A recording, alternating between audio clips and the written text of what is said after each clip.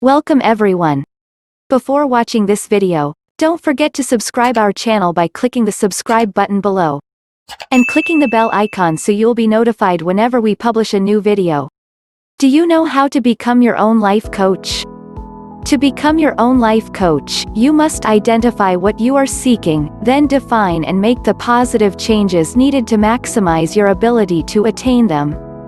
These changes may center on your career, finances, lifestyle, self-confidence, organizational skills, relationships, or any other area of life. While there are professional life coaches who are paid for their insights, you have the power to write your own destiny. Continue viewing this video to learn how to be your own life coach. Be the change you want to see around the world. We can't make other people be more considerate, helpful, honest, etc., but if everyone were to work on themselves and develop these attributes, our world would be a better place. Here are the tips. Don't be judgmental. Look for and recognize the good in yourself and in others. We are all capable of so-called good and bad behaviors, and we all have our good and off days. We are all unique, and it is wonderful that we are different and not all the same, in our appearance, our thoughts, our opinions, our likes and dislikes. Being different is not threatening, it is not bad, it is just different. Embrace the differences and be happy for the variety. Likewise, forget the concepts of right and wrong. People are not good or bad or right or wrong, they just are. If you were in their shoes, maybe you would act differently, or maybe not. Being judgmental wastes time and cuts you off from opportunities and meaningful relationships, because you are not perfect either, and your judgment might be worse than the person's you are judging. Respect. Don't make the mistake of thinking your rights are the only ones that count. Don't ignore the other person's rights. Our fundamental right is to be respected. Being wealthy does not make a person more deserving of respect, and neither does a high-flying career with a fancy title. Respect is not about material issues or where one sits on the social ladder. Respect is acknowledging another human being's dignity and treating them how you wish to be treated yourself. We all came onto this earth equal, and we're all checking out as equals. What happens in between is just a series of different life experiences. The poor man who lives in a slum, who cares for strangers, volunteers assistance without expecting anything in return, and lives a clean, honest life is more deserving of respect than a wealthy businessman who dresses in fine clothes, lives in a huge mansion, and treats everyone like pond amoeba, cheats on his wife, swindles his shareholders, and has forgotten how to tell the truth. Be a good listener. How often do you really listen to other people?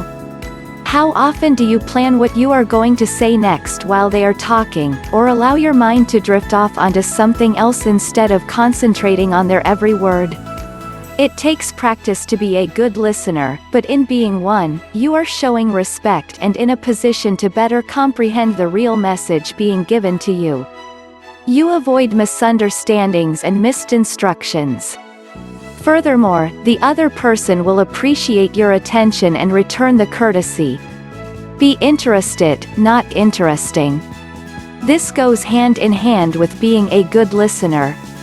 People love to talk about themselves and will delight in the opportunity to do so, so ensure you ask questions and take an interest in what they are telling you.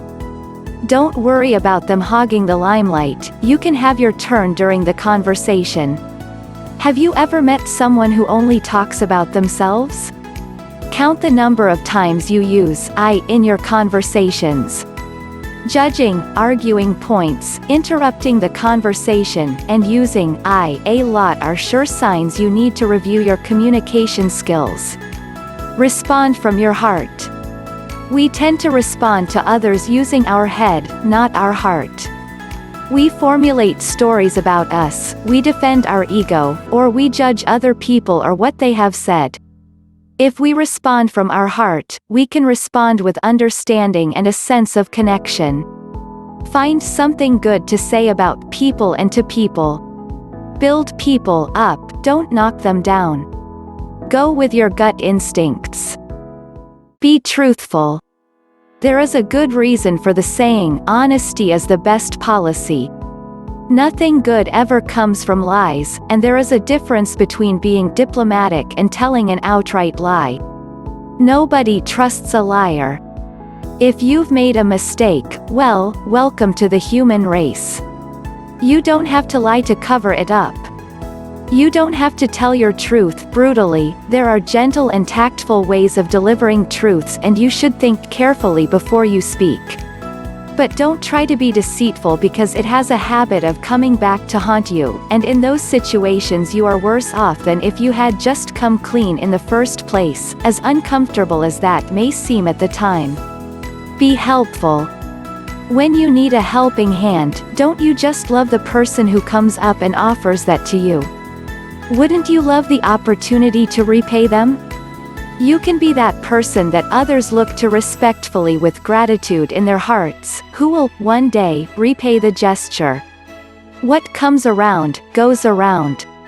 If you want people to be helpful to you, you must be helpful to others. It doesn't matter whether this is assisting your boss with a special project you can see he needs help with, or a coworker who is struggling with a large workload, or an elderly neighbor struggling up the stairs with her arms full. People do remember kindness.